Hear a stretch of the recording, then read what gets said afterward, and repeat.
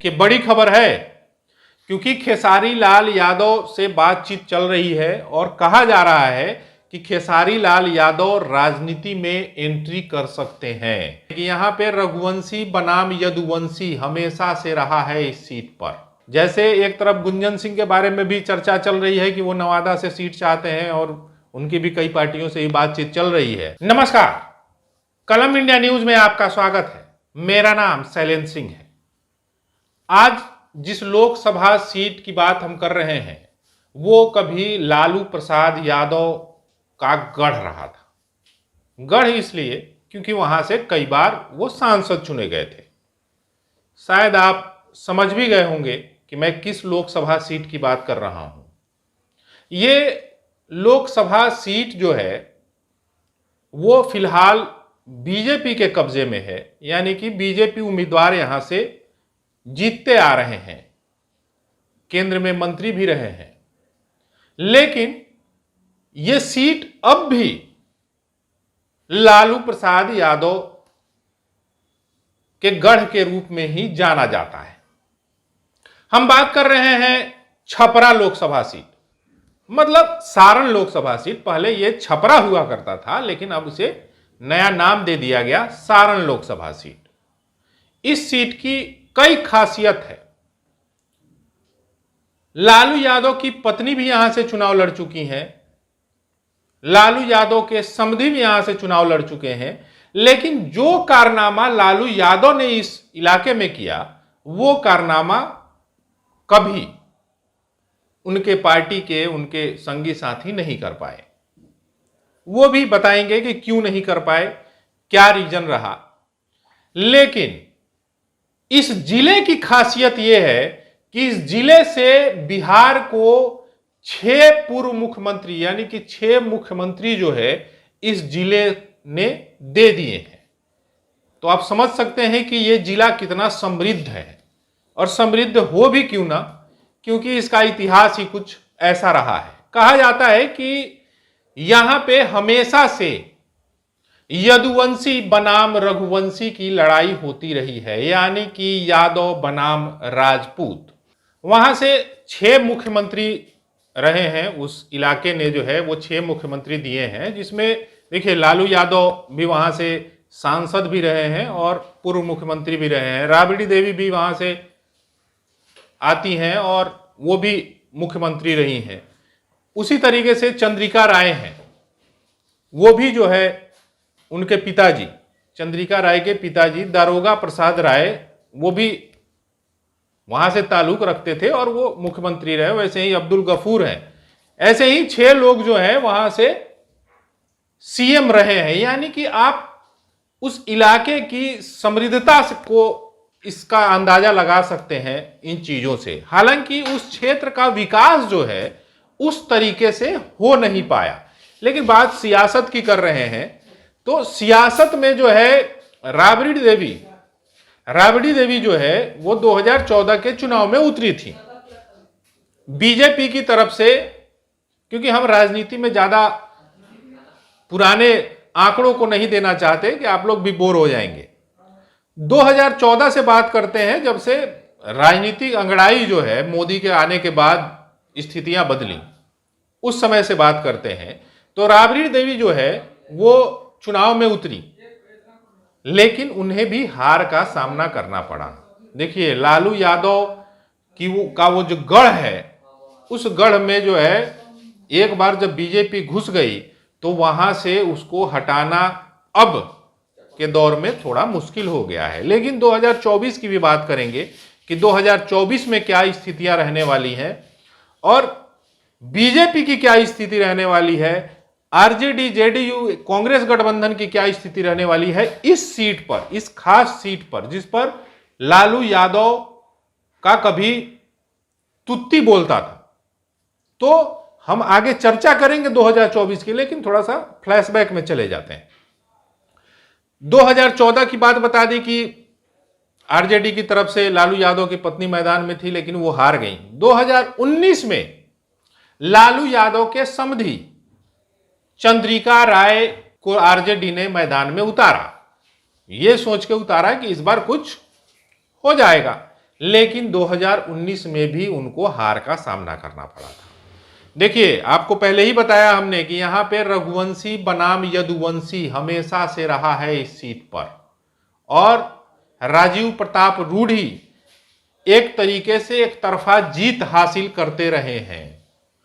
2024 में क्या स्थितियां बनने वाली हैं वो भी आपको हम बताएंगे कि 2024 में किन नामों की चर्चा हो रही है। क्योंकि देखिए, एक तरीके से लालू यादव के साइडलाइन होने के बाद, पॉलिटिकली साइडलाइन होने के बाद स्थितियां जो है और बदल रही हैं, और कहा जा रहा है कि इस बार आरजेडी एक बड़ा गेम प्लान तैयार कर रही है। वो भी किस तरीके से, वो भी बताएंगे आपको। अब वीडियो देखते रहिए, आपको जानकारी एक पर एक हम देंगे। आरजेडी जो है इस बार खेसारी लाल यादव को चुनावी मैदान में उतारने की तैयारी में है। देखिए, बड़ी खबर है, क्योंकि खेसारी लाल यादव से बातचीत चल रही है और कहा जा रहा है कि खेसारी लाल यादव राजनीति में एंट्री कर सकते हैं, और राजनीति में अगर एंट्री करते हैं तो उनके लिए ये सीट, सारण की सीट, यानी कि जो छपरा था अब वो सारण बन गया, तो सारण की सीट पे, क्योंकि खेसारी लाल यादव हैं और यहां पे यदुवंशी बनाम रघुवंशी की लड़ाई होती है, ऐसे में खेसारी लाल यादव की खुद की फैन फॉलोइंग है भैया, लाखों करोड़ों चाहने वाले लोग हैं, ऐसे में उसका इस्तेमाल किया जा सकता है।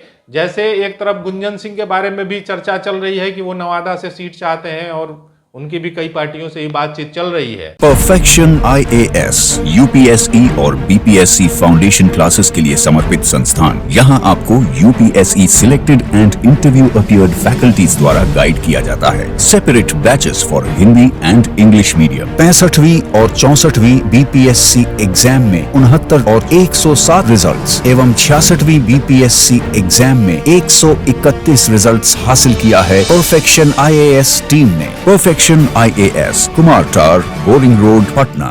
उसी तरीके से खेसारी लाल यादव को लेकर के भी चर्चा है कि इस बार चुनावी मैदान में उतर सकते हैं, और वो राजीव प्रताप रूढ़ी के सामने इंडिया की तरफ से, यानी कि INDIA की तरफ से चुनावी मैदान में उतर सकते हैं, और इसकी तैयारी पूरे तरीके से की जा रही है। क्योंकि देखिए, आरजेडी पहले चुनाव में चंद्रिका राय को उतार करके देख चुकी है, लालू यादव अपनी पत्नी को उतार के देख चुके हैं, तो ऐसे में एक ऐसा चेहरा चाहिए जो इसको भुना सके, और उसमें जो है खेसारी लाल यादव मुफीद बैठ रहे हैं फिलहाल। लेकिन आगे बात करते हैं। देखिए, खेसारी लाल यादव, बता दिया आपको कि खेसारी लाल यादव को क्यों उतारना चाहती है पार्टी, लेकिन इसके पीछे का रीजन और है, वो भी आपको बताते हैं। देखिए, राजनीति में पहले ऐसे शख्स नहीं है खेसारी लाल यादव जो राजनीतिक पिच पर उतर रहे हैं। देखिए, यूपी में कई अभिनेता हैं जो राजनीतिक पिच पर अच्छी बैटिंग कर रहे हैं। आप भी जानते होंगे, रवि किशन को जानते होंगे, मनोज तिवारी को जानते होंगे, निरहुआ को जानते होंगे। पवन सिंह के बारे में भी चर्चा हो रही है कि वो आरा से चुनाव लड़ सकते हैं। बीजेपी के कई नेताओं से मुलाकात हुई थी। ऐसे में अगर पवन सिंह बीजेपी से चुनाव लड़ने की तैयारी में है तो हो सकता है कि खेसारी लाल यादव सारण से लड़ लें चुनाव, और हो सकता है भैया लोगों को वोट करना है, अब किसको जिताएंगे किसको नहीं जिताएंगे ये अभी तय नहीं है। लेकिन 6 विधानसभा सीटें हैं सारण में, जो पहले छपरा हुआ करता था, 2008 के परिसीमन के बाद ये चेंज हुआ था। 6 विधानसभा सीटें हैं, परसा, सोनपुर, गढ़खा, मढ़ौरा, अमनौर और छपरा सदर। ये 6 विधानसभा की सीटें हैं जिसमें जो है गुत्थम गुत्थी होगी। जिसके विधायक होंगे भैया वो जो है दबाव बनाने में कामयाब होगा, क्योंकि वोटर्स भी तो भैया उसी विधानसभा के ही तो होते हैं, और वहां पे दबाव जो है वो आरजेडी की तरफ से ज्यादा झुकाव है लोगों का, ये सभी जानते हैं। लोकसभा देखिए, लोकसभा और विधानसभा में अंतर क्या होता है। विधानसभा में लोकल बॉडी, यानी कि बिहार के मुद्दे पर चुनाव होगा, नीतीश का चेहरा होगा, इधर से जो है बीजेपी से कोई चेहरा होगा, कांग्रेस से कोई चेहरा होगा, है ना। लेकिन जब केंद्र की राजनीति, लोकसभा की बात होगी तो मोदी का चेहरा होगा, राहुल गांधी का चेहरा होगा, है ना, आप सभी जानते हैं। तो उसका एक अलग मामला होता है, विधानसभा का अलग मामला होता है, लेकिन वोटर वही होते हैं, आप भी सभी जानते हैं। देखिए यहां जो है सोनपुर मेला, आप सभी जानते हैं, सोनपुर मेला बड़ी फेमस है। वहां जो है कई लाखों लोग पहुंचते हैं भाई साहब सोनपुर मेला में, और सोनपुर मेला वहीं होता है। ऐसे में अब जो है 2024 जैसे जैसे नजदीक आ रहा है, अब जो है सियासी गर्मी जो है वो बढ़ रही है। और सियासी गर्मी बढ़ने के पीछे रीजन ये है कि इस बार हो सकता है कि देखिए, पिछली बार 2019 में चंद्रिका राय भले ही हार गए हो, लेकिन उनका भी नाम चर्चा में है, ऐसा नहीं है कि नहीं है। हो सकता है कि फिर से दोबारा, जब से नया गठबंधन बना है तब से नए जोश, नए ऊर्जा में है ये लोग, और ये लोग सोच रहे हैं कि किसी को, अभी देखिए उपचुनाव हुए हैं तो उपचुनाव में भी जो है जीत से गदगद है इंडिया वाले। तो ऐसे में हो सकता है कि जो पहले सोच रही थी वो अब बदल जाए, और सोच रहे हैं कि भैया जिस चेहरे को खड़ा कर देंगे वो चेहरा जीत जाएगा। कई बार ओवर कॉन्फिडेंस हो जाता है ना भाई, कि हाँ भैया अब जो है अब जीत गए हैं तो अब जीत ही जाएंगे आगे भी। तो ऐसे में अब 2024 जैसे जैसे नजदीक आ रहा है, वैसे वैसे अब लोगों का मोटिव भी क्लियर हो रहा है। जैसे जैसे अब सीटों का बंटवारा होगा, देखिए अब इसमें क्या है कि अब सीट किसको मिलता है उस तरीके से चेहरे तय होंगे। जिसको जो सीट मिलेगा, अब तो 40 सीट पे तो आरजेडी लड़ नहीं लेगी, 40 सीट पे जेडीयू तो लड़ नहीं लेगी। अब जो सीट, अब मान लीजिए 15-16 सीट अब आरजेडी को मिलेगा, 15-16 सीट अगर मान लीजिए जेडीयू को मिलेगा, तब वहां पे जेडीयू के नेता लड़ेंगे, वहां आरजेडी के नेता लड़ेंगे, है ना। तो 15-16 सीट पे ही तो हिसाब किताब होगा, तो उसी तरीके से चलेगा। लेकिन जो पुख्ता इस सीट को लेकर के जो चर्चा चल रही है कि हो सकता है कि इस बार खेसारी लाल यादव चुनावी मैदान में उतर जाएं और उनके सामने राजीव प्रताप रूढ़ी रहने वाले हैं। चलिए आज के लिए बस इतना ही, लेकिन अगले अंक में फिर किसी लोकसभा क्षेत्र के बारे में जानकारी देंगे। आपको पूरी कोशिश करेंगे कि अंदर की खबरें बता दें, है ना। अभी तक आपने चैनल को सब्सक्राइब नहीं किया तो सब्सक्राइब कर लीजिए, शेयर कीजिए, कमेंट कीजिए, है ना। सवेरे 8 बजे हमारा पेपर वाला कार्यक्रम जाता है, उसको देखना ना भूले। हमेशा एक्सक्लूसिव खबरें देते हैं, उसमें जानकारी देते हैं। कल भी देखिएगा। धन्यवाद।